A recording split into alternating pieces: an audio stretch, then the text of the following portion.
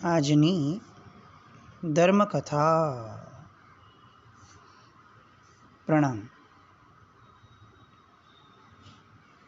મહારાષ્ટ્રનું એ ગામ આણંદી,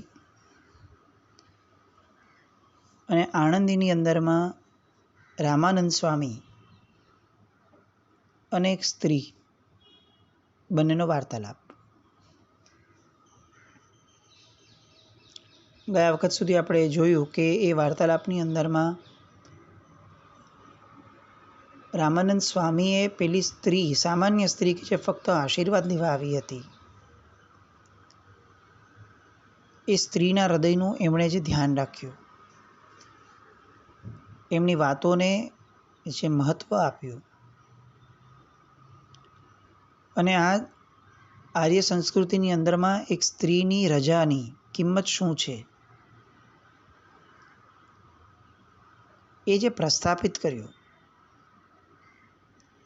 એ આપણા બધા માટે આદર્શ. આ વાત ઈસવીસન 120-25ની આસપાસની છે. એટલે આપણે કલ્પના કરી શકીએ કે ખ્રિસ્તી ધર્મનો ઉદય થયો એના 100 વર્ષની આસપાસનો આ સમય. આપણને જે અત્યાર સુધી ભણવામાં કે બુદ્ધિજીવીઓ દ્વારા આપણા મગજની અંદરમાં ઠસાવવાનો પ્રયત્ન કરવામાં આવ્યો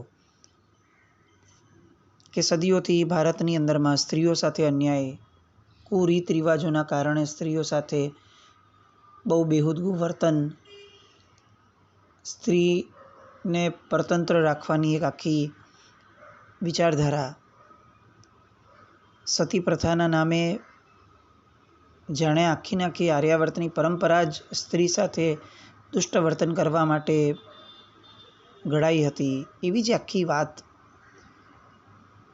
આપણી જનરેશનના મગજમાં જે વર્ષોથી ઠસાવવામાં આવી છે, એ બધી વાતો એટલી બધી અતિરેકવાળી અને એટલી બધી એકપક્ષીય, એ આપણને આવા દ્રષ્ટાંતોથી સમજાય છે. એ લોકોએ સમાજની અંદરમાં બનેલી આવી સુંદર વિચારધારાવાળા પ્રસંગોને સાવ જાણીને ઢાંકી દીધા. અને રાજસ્થાનના કોક ગામડાની અંદરમાં જે કુરીતિ રિવાજો ચાલતા હતા એને એટલી બધી હાઇલાઇટ કરી દીધી, એને એટલું બધું જનરલાઇઝ કરી દીધું કે આપણે એવું માનવા લાગ્યા કે પ્રાચીન ભારત આવું જ હતું. આ મોડર્ન ભારત ન આવ્યું હોત તો સ્ત્રીઓની દુર્દશા થઈ હોત. આ જે આખી વાત છે એને આપણે પ્રચાર કરી, મહેનત કરી અને આવા બધા દ્રષ્ટાંતો દ્વારા લોકોને સમજાવવાની જરૂર છે, આગલી પેઢીને, નેક્સ્ટ જનરેશનને, કે આર્ય સંસ્કૃતિની અંદરમાં સ્ત્રીનું જે માન હતું એ આ પાશ્ચાત્ય સંસ્કૃતિ કે જે ફક્ત સ્ત્રીને ઉપભોગનું સાધન જ ગણતી હોય છે, એમાં મળવું અશક્ય છે. અહીંયા રામાનંદ સ્વામીએ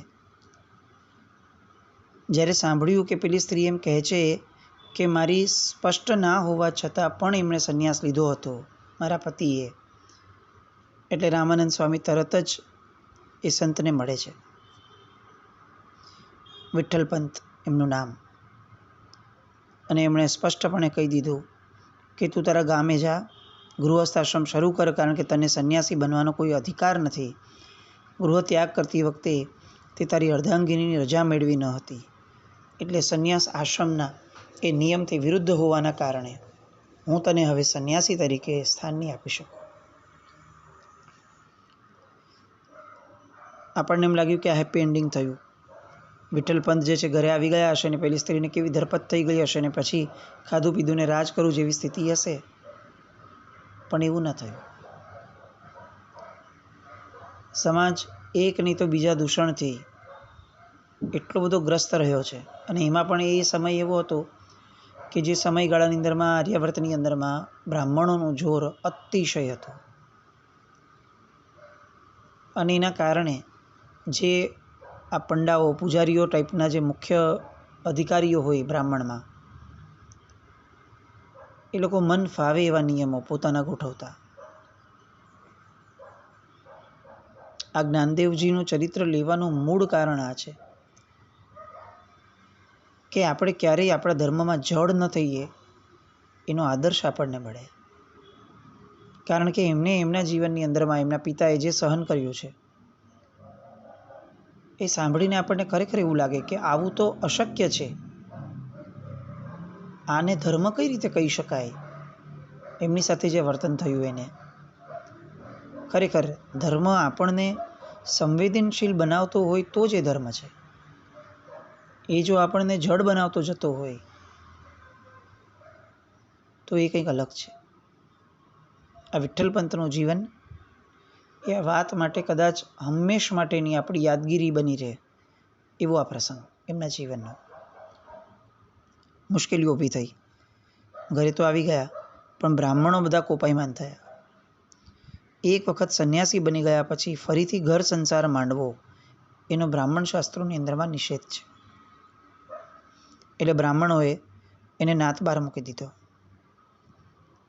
અને બ્રાહ્મણોના ડરથી ગામના લોકોએ પણ એને ભિક્ષા આપવાનું બંધ કરી દીધું.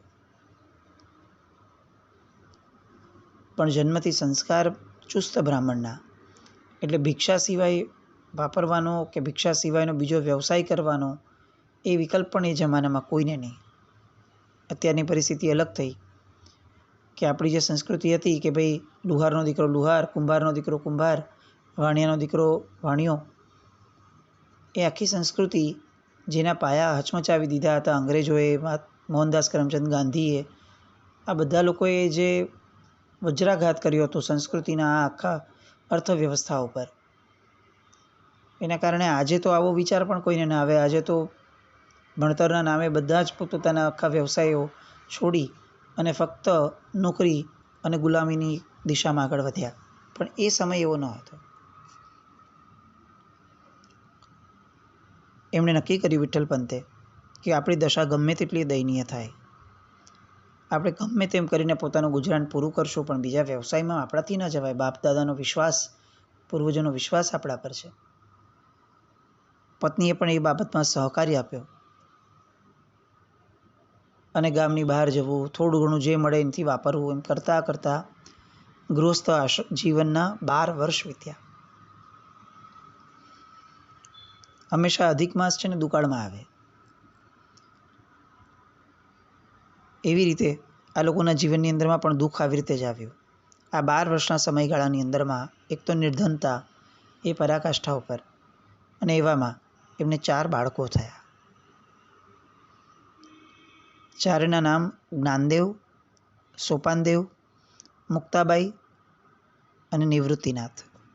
એમાં નિવૃત્તિનાથ સૌથી મોટા અને જ્ઞાનદેવ સૌથી નાના. જ્ઞાનના સાગર જેવા પુત્ર અને પ્રભવથી એટલું બધું જન્માંતરીય સાધનાનું બળ અને યોગ લઈને આવ્યા હતા. અને મજાની વાત એ છે કે આ 4 પુત્રો એ ઇતિહાસની અંદરમાં અમર થઈ જાય એવું જીવન જીવીને ગયા. આવું બહુ જવલ્ય જોવા મળે. 4 દીકરાઓ એમાંથી એક મહાન થાય ને સમજી શકાય, પણ 4 મહાન થાય એ ઘટના એક્સેપ્શન છે. અને જે પરિસ્થિતિમાંથી એ લોકો ઊંચા આવ્યા, એ પરિસ્થિતિમાંથી મહાન થવું એ તો આપણી માટે કદાચ કલ્પના બહારનું છે. 4 બાળકોમાં છેલ્લું આ નિવૃત્તિનાથ અને જ્ઞાનદેવ, એટલે જ્ઞાનદેવ જ્યારે જરાક જન્મ્યા અને થોડાક મોટા થયા 8-10 મહિનાના, ત્યારે નિવૃત્તિનાથનો યજ્ઞોપવિત કરવાનો સમય થયો હતો. જનોઈ પહેરાવાની જે વિધિ હતી એ કરવાનો સમય થઈ ગયો. એમની ઉંમર એટલી થઈ ગઈ. એટલે વિઠ્ઠલપંત મોટા બ્રાહ્મણ પાસે આવ્યા કે ભૂદેવ મારી પર કૃપા કરો ને મારા પુત્રને યજ્ઞોપવિત સંસ્કાર કરી આપો. બ્રાહ્મણોએ ઘસીને ના પાડી અને એટલી ક્રૂરતાથી એમને કાઢી મૂક્યા કે પેલો બહુ હતાશ થઈ ગયો. પણ પૂર્વજોની આપેલી બ્રાહ્મણ પરંપરા એને વહન કરવી, એ ગમે તે ભોગે એ વહન કરવાની જવાબદારી આપણી જ છે. આ વિચારધારા હેઠળ એ જીવ્યા જ હતા. એટલે પુનઃ એ આવી રીતે વિનંતી કરવા ગયા કે આપ એમને જનોઈ નહીં કરી આપો તો એને બ્રાહ્મણપણું કેવી રીતે પ્રાપ્ત થશે, અને બ્રાહ્મણપણું પ્રાપ્ત નહીં થાય તો એને મોક્ષ કેવી રીતે થશે? આપણે જ્યારે પણ આ દ્રષ્ટાંતો લઈએ છીએ ને ત્યારે આપણે આ જે રીત રિવાજો છે, એમના આરાધ્ય દેવો, એમના દ્વારા ઊભી થયેલી આખી વ્યવસ્થા છે, એને સારી માની કે આને સમર્થન કરવાની વાતમાં નથી જ. આપણે આ દ્રષ્ટાંતોને વાર્તા તરીકે લઈએ છીએ, કથા તરીકે લઈએ છીએ. એટલે ક્યાંય પણ એવું પણ નથી થતું આપણા દ્વારા કે આપણી આશયમાં એવું નથી આવતું કે આપણે આ વિચારીએ કે અચ્છા યજ્ઞોપવિત આટલી બધી આવશ્યક છે. ના, પણ આ કથાના ભાગરૂપે એ જે ધર્મ પાળતા હતા એ ધર્મના અનુસારે એમણે જે કર્યું એની આપણે વાતો કરીએ છીએ. વિઠ્ઠલ પંતને હવે આકરું લાગવા લાગ્યું કે મારો દીકરાની જનોઈ નહીં થાય, યજ્ઞોપવિત નહીં થાય તો એ અશક્ય છે. એ લોકોએ કીધું કે એક કામ કર, જા આ ગામ છોડીને આ તાલુકો છે, એ તાલુકાની અંદરમાં મોટા બ્રાહ્મણ જે આપણા છે એ જો હા પાડે તો અમે કરશું. એ દંપતી ત્યાં ગયું. પૈસા તો હતા નહીં, ચાલતા ચાલતા ગયું. અને ત્યાંનો બ્રાહ્મણ જે અધિકારી હતો એ તો આમનાથી પણ ગયો ગુજરો. એણે તો ધક્કા મારીને આ બંનેને કઢાવ્યા કે સંન્યાસીને વળી ગૃહસ્થાશ્રમ છે એનો, અને એમાંય જો તને દીકરા થયા હોય તો એ દીકરાને અમે હવે જનોઈની યોગ્ય ગણતા જ નથી. ફરી બધાને પગે લાગ્યો. છેવટે એક સંન્યાસીએ કીધું કે હું કરી આપું પણ તારે પ્રાયશ્ચિત કરવું પડે. અને આમણે કીધું વિઠ્ઠલ પંતે કે તમે કયો એ પ્રાયશ્ચિત કરવા હું તૈયાર છું. અને પેલો ક્રૂર અને ઘાતકી એવો બ્રાહ્મણ એવું કહે છે કે તારો દેહ ત્યાગ કર તો તારું પ્રાયશ્ચિત થશે. અને વિઠ્ઠલ પંત એ પોતાને મળેલી ધર્મ પરંપરા, ધર્મના વારસાને એને કેટલો અંતરાત્માની અંદરમાં ઠસાવી દીધું હશે. આપણે તો ગજા બારની વસ્તુ. એમણે જે કર્યું એ મહત્ત્વનું નથી, એમણે જે શ્રદ્ધાથી કર્યું છે એ સમર્પિતતા, એ શ્રદ્ધા, એ ધર્મની નિષ્ઠા, વાત એની ચાલે છે. આપણે આપણને મળેલી પરંપરાને કેટલી વહન કરીએ છીએ, આપણે એ કમ્પેર કરવાની વાત છે. આ એને મળેલી પરંપરાને એને કેવી શ્રદ્ધાથી દ્રઢ કર્યું હશે મનની અંદરમાં કે એને કોઈ એમ કહે છે કે તારા દીકરાને ફક્ત જનોઈ કરવા માટે હું તને એવું કહું છું કે તું પ્રાયશ્ચિત કર અને મૃત્યુ પામ. તું મરી જઈશ તો હું આમને જનોઈ કરાવડાવીશ. તું તારો દેહ ત્યાગ કર, એ તારું પ્રાયશ્ચિત. અને દંપતીને એવું લાગે છે કે આપણા પ્રાણ ભલે જાય પણ આપણા દીકરાને યજ્ઞોપવિત તો થવું જ જોઈએ ને, જનોઈ વિધિ થવી જ જોઈએ ને. અને 4 બાળકો, જેમાંનો એક મુખ્ય મોટો બાળક પણ અત્યારે હજી 7-8 વર્ષનો જ છે. એવા 4 બાળકોને ઘરની અંદરમાં એકલા મૂકી અને આ દંપતી પ્રયાગરાજ જાય છે અને ત્રિવેણી સંગમની અંદરમાં, ગંગાની અંદરમાં જળ સમાધિ લઈ અને મૃત્યુ પામે છે. વ્યવહારુ રીતે એમણે જે 4 બાળકોને એકલા મૂકી દીધા અને આ સ્ટેપ લીધું એ આપણને બહુ આકરું લાગે, બહુ જ અવ્યવહારુ લાગે. અને એના કરતાં પણ વધુ આકરું આપણને આ બ્રાહ્મણોનું સ્ટેન્ડ લાગે કે આ કઈ જાતનો ધર્મ એ લોકો વહન કરતા હશે. આ એક છે ને બહુ સામાન્ય રીતે સમજવા જેવું છે કે કોઈ પણ ધર્મ એ નબળું શીખવે એવી શક્યતા ઓછી હોય, પણ એ ધર્મના જે અધિકારીઓ થઈને બેઠા હોય છે અને એ બધા લોકો પોતાની લોલુપતાના કારણે પછી સત્તાની હોય, ભોગની હોય, જે પણ હોય, ધર્મને એવા સ્વરૂપે મૂકી દે છે કે આપણને ખરેખર ધર્મ ઉપર પ્રશ્નચિહ્ન થઈ જાય અને લોકો કદાચ ધર્મથી વિમુખ થઈ જાય. આ દ્રષ્ટાંત સાંભળીએ તો આપણો બુદ્ધિજીવી વર્ગ તો તરત કહી દેશે કે આવો બ્રાહ્મણ ધર્મ કેવો, એના કરતાં બ્રાહ્મણ ધર્મ જ ન જોઈએ. આપણે ત્યાં પણ આપણા બાળકો આવી રીતે ઘણીવાર બોલતા હોય, ક્યાંક કોઈ જોવા મળે કે વિખવાદ થયા છે તો તરત કહી દે કે આ એવો કેવો ધર્મ કે જે અંદર અંદર વિખવાદ ઊભો કરાવે, એના કરતાં ધર્મ જ નથી જોઈતો. આ વિચારધારા એવી થઈ કે આંગળીની અંદરમાં કાપો પડ્યો છે તો કાપાને રિપેર કરવાની જગ્યાએ અથવા કાપાને ખોટો ગણવાની જગ્યાએ આપણે એમ કહી દઈએ કે આવી કેવી આંગળી કે જેની અંદર કાપો પડે, આંગળી જ કાપી નાખો, જોઈએ જ નહીં આપણને. બસ એક્ઝેક્ટ આવી માન્યતા એ આજના બુદ્ધિજીવી વર્ગની અંદરમાં ઠાંસીને ભરાવડાવવામાં આવી છે. તરત જ ધર્મ પ્રત્યે આપણને અશ્રદ્ધા થઈ જાય. અને ખરેખર આ દ્રષ્ટાંત પણ એવું એક્સ્ટ્રીમનું.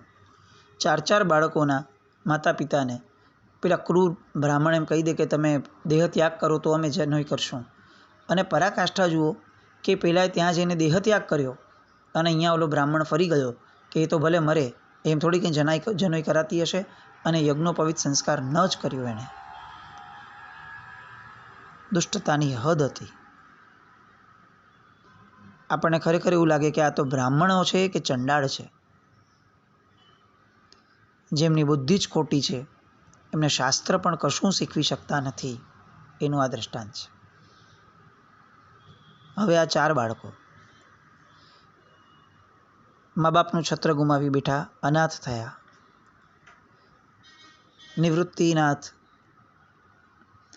એને આ બ્રાહ્મણોએ આજ્ઞા કરી કે તમને યજ્ઞોપવિત અમે કરાવશું નહીં, તમે પૈઠણ જાઓ.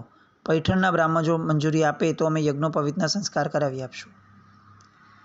પૈઠણના બ્રાહ્મણો એ સમયે પંડિતો અને શાસ્ત્રના જ્ઞાતા કહેવાતા હતા. પણ બધા જ વિદ્યાનો અભિમાન જે લોકોની અંદરમાં માથે ચડી ગયું હતું એવા વ્યક્તિઓ. એક જગ્યાએ બહુ સરસ લખ્યું છે કે જેની વિદ્યા વિવાદમાં ધન્યતા સમજતી હોય, જેનું મન અભિમાન ધરાવતું હોય, જેની બુદ્ધિનું તેજ કપટ કે ઠગવા માટે હોય અને સંસારને ધિક્કારવા માટે હોય, એના માટે પ્રકાશ એ પણ અંધકારનું જ પ્રતીક છે, અંધકારનું જ સાધન છે. 4 બાળકો ગયા પૈઠણની બ્રાહ્મણ પંડિત સભામાં અને પોતાની સમસ્યાની વિગત આપી. પંડિતોએ વિશદ અર્થ કર્યો શાસ્ત્રનો અને કહ્યું કે સંન્યાસીને જનોઈ પહેરવાનો અધિકાર નથી. મોટા દીકરાને એક બ્રાહ્મણે પૂછ્યું કે તારું નામ શું છે? તો કે નિવૃત્તિનાથ. પછી આ બીજા બાળકને પૂછ્યું કે તારું નામ શું છે? તો કે જ્ઞાનદેવ. અને પેલો બ્રાહ્મણ મજાક કરે છે કે વાહ જ્ઞાનદેવ, બહુ સરસ નામ છે, મારો પાડો છે ને એનું નામ પણ જ્ઞાનદેવ છે. અને બધા બ્રાહ્મણો હસી પડ્યા. અને ત્યારે પેલો 6-7 વર્ષનો બાળક જ્ઞાનદેવ એ પેલા બ્રાહ્મણને કહે છે કે તમારા પાડામાં અને મારામાં ભેદ જ ક્યાં છે? અને બધા બ્રાહ્મણો તાળીઓ લગાડીને કહે છે કે આની વાત સાચી છે, આ તો પાડાઓ કરતાં પણ ગયા ગુજરેલા છે. અને બધા હસતા બ્રાહ્મણોની સામે એ 6-7 વર્ષનો બાળક એ નીડરપણે એમને કહે છે કે જે પરમ તત્વ તમારા પાડામાં છે ને એ જ પરમ તત્વ મારામાં પણ છે. અને એટલે એ પરમ તત્વના નાતે તમારા પાડામાં ને મારામાં કોઈ જ ફરક નથી. બધા સાંભળીને એકદમ દંગ થઈ ગયા, સોપો પડી ગયો. પણ અહંકાર પણ એટલો જ છંછેડાયો અને એટલે બધા ક્રોધે ભરાયા. તારી વાત સાચી લાગે છે, ચાલ આપણે ખાતરી કરી લઈએ.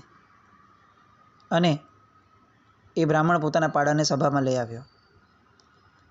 એણે પાડાની પીઠ ઉપર 4 કોરડા ફટકાર્યા, ચાબુક મારી જોરથી. અને બધા જ બ્રાહ્મણો આ જોઈ અને આશ્ચર્યચકિત થઈ ગયા કે જે 4 હંટરો પાડા ઉપર મારવામાં આવ્યા હતા એ 4 હંટરોની સોડ જ્ઞાનદેવની પીઠ ઉપર થઈ. જ્ઞાનદેવની પીઠ ઉપર લાલ ચોળ ચકામા જેવા એ ચાઠાઓ ઉભરવા લાગ્યા. આ બ્રાહ્મણોનું અજ્ઞાન, અભિમાન ઓગળી ગયું, એમને પોતાની પામરતાનું જ્ઞાન થયું. પણ પેલો બ્રાહ્મણ હજી બી એક બ્રાહ્મણ જે છે એને એનો અહંકાર છૂટતો નથી ને એમ કહે છે કે તું વેદ મંત્રો જાણે છે? ને જ્ઞાનદેવે કહ્યું હા જાણું છું. અને ત્યારે ઓલો એને કહે છે તો પછી એક કામ કર, મારા પાડાની પાસે વેદ મંત્રો બોલાવો. અને આ ઈશ્વરીય અવતાર જેને કહી શકાય કદાચ એવો 7-8 વર્ષનો બાળક એમ કહે છે કે તમારો પાડો તો વેદ મંત્ર આમ પણ જાણે છે, પણ તમને ખબર નથી એનું મને આશ્ચર્ય છે. તમારું જ્ઞાન આટલું સીમિત છે એ જાણી અને ખરેખર મને દુઃખ થાય છે. અને જ્ઞાનદેવ આગળ વધ્યો, પાડાના માથે હાથ મૂક્યો અને તત્કાળ એ પાડાના મુખમાંથી વેદ ઋચાઓનો ધ્વનિ ગાજી ઉઠ્યો. પંડિતો સ્તબ્ધ થઈ ગયા. આ બધા કિશોરોને એમણે બહુ જ પ્રેમથી રાખ્યા અને યજ્ઞોપવિતનો આખો સંસ્કાર કરાવી આપ્યો. જબરદસ્ત પરિસ્થિતિ. આ બાળકની આભા, આ બાળકની સાથે રહેલું દૈવત્વ, આ બાળકની નિડરતા, એક પછી એક એના પ્રસંગો. આપણને એમ લાગે કે આ ચમત્કારી પુરુષ આવી અનાથ થયા પછીની સ્થિતિમાંથી કેવી નિડરતાથી આ બાળક ઊભો થયો હશે. કઈ ઉંમર અને કયું તેજ. ગરીબી કેવી. એકવાર તળેલી રોટલી બનાવી હતી, પણ એની માટે મુક્તાબાઈ, એમના જે બેન હતા, એમને કોઈએ વાસણ જ ના આપ્યું. રોટલી તળવી છે માં. અને ત્યારે જ્ઞાનદેવે પોતાની બહેનને એકવાર કહ્યું કે એક કામ કરે એ ટાઈમે કે મારી પીઠ ઉપર આ તળેલી રોટલી બનાવ. યોગ બળે જ્ઞાનદેવે પોતાની પીઠ ઉપર અગ્નિ પ્રગટાવ્યો અને મુક્તાબાઈએ એની પીઠ ઉપર સળગેલા અગ્નિ ઉપર માંડા બનાવડાવ્યા. સિદ્ધ યોગી પુરુષો એ જીવનમાં શું નથી કરી શકતા એ જ વિચારણા છે. આને ચમત્કારને તરીકે લેખવાની કરતા મૂળમાં એમના કેટલાક અંતરયોગો, એમની સાધના, એ સાધનાનું બળ કઈ રીતે નીકળે છે આખું, એની હજી આગળ અનેક વાતો સંત જ્ઞાનદેવની. ફરીને કહું છું, આ બધા દૃષ્ટાંતોમાંથી જે આપણે સાર લેવાનો છે ને એ લઈએ. કેટલીક વાતો કદાચ આપણા મત પ્રમાણે, આપણી માન્યતા પ્રમાણે નથી, વાત સાચી છે, પણ આપણી માન્યતા પ્રમાણેની કેટલીક વાતો એવી પણ છે કે જેમાં ગુણનો વિકાસ થયો છે, જેમાં વિકટ અને વિપરીત પરિસ્થિતિમાંથી પણ એ પરિસ્થિતિનો સ્વીકાર થઈ અને એમાંથી કંઈક નવું જ નીકળ્યું છે. એ ગુણોના વિકાસને વંદન કરવાના છે. એ દ્રષ્ટિકોણને આપણે કેળવીએ એવી શુભ મંગલ કામના સાથે. જીના જ્ઞાવૃત કંઈ પણ બોલાય તો મિચ્છામિ દુક્કડમ. જૈનમ.